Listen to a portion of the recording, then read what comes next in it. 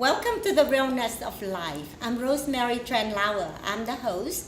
And with me today is Carissa. She is the third year student at the George Mason University.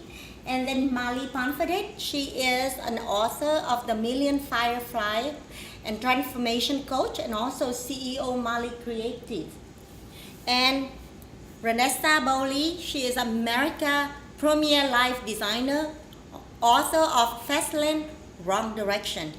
And Cindy, she is the third year student at Visionatech. So we have a subject that I think all of us can relate to, but this is an answer. How do you deal effectively with the heartache? So Molly, you are the one with the most experience in the heartache. My goodness. Well, for me, there's a series of things, and I think it's different for everyone. Yeah. I mean, honestly, I've tried like buckets of ice cream. I tried crying myself to sleep and screaming at the top of my lungs. I love getting my girlfriends together to do whatever it takes to distract myself from the heartbreak, go dancing, party, you know.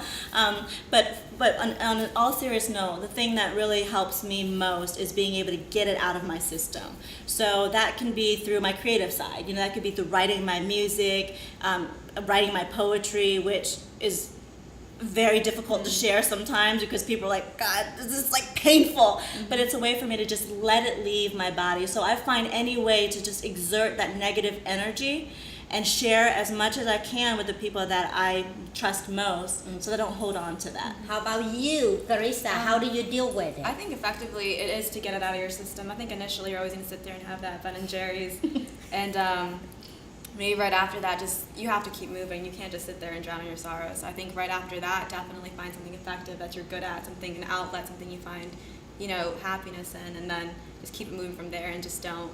The more you sit on it, like. How about you?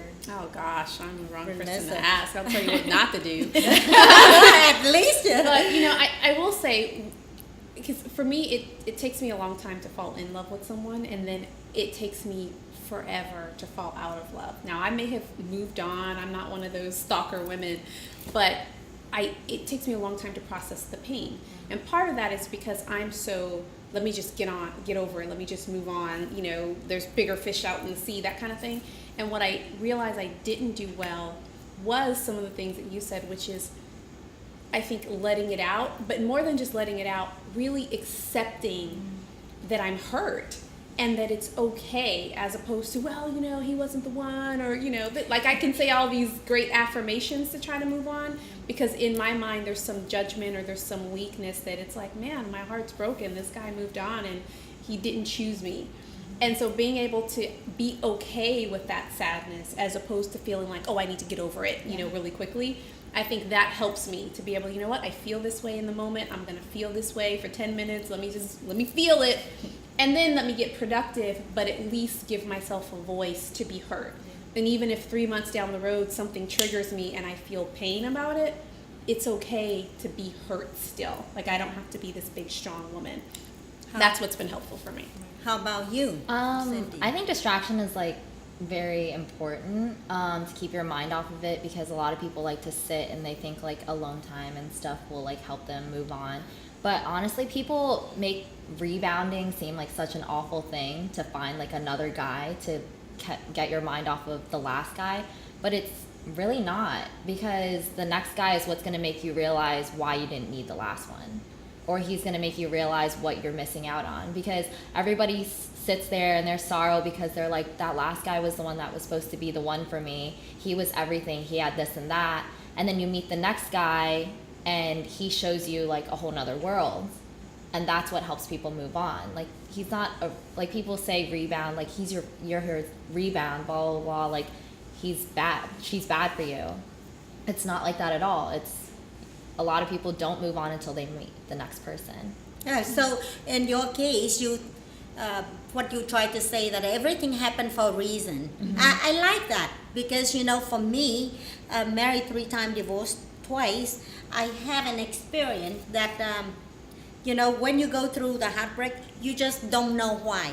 You don't know why the person chose to break away, or even you don't know why you no longer love the person, right? So it's not just one way, it's Yeah. both. Yeah.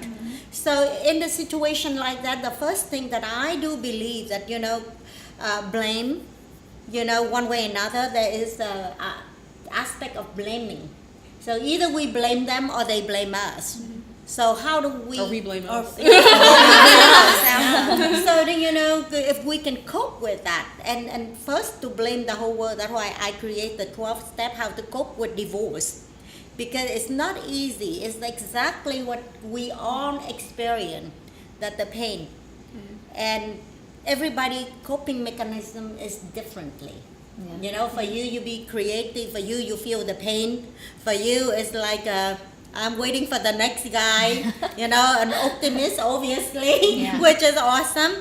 But we all have a different coping mechanism. And I think that, this is the woman perspective. I really love to hear some male perspective of that. Let me share something about do not do, because this just happened yesterday. Someone was going through a breakup and then announces it to the world on Facebook. And it's like for 2 hours, why did you leave me? So and so, I loved you. I gave you everything. Do not do that. Like, I felt so bad. I was like, are you kidding me? I barely know the girl, but I know all the progressions of the breakup. And and yes, I'm all about feel the pain, but I'm not necessarily like embarrass yourself in front of the whole world. Like, there's a level, I think, still of dignity. That's to what it have is about like in the social midst of it. networking now, though. Like Twitter. I can't believe you did There's it. people who tweet about it and all of that stuff. It's really, really bad. Like arguments on Facebook and Twitter and. That's why they didn't work out. Ladies, thank you so much for your input, and I am truly looking forward to hear the audience out there. How is their question, input, or experience? If you can all just leave the comment in the comment below, and email us at rosemary@realnessoflife.com. And we're looking forward for you to join us at the next show. Yay. Thank you. Thank you. Thank you.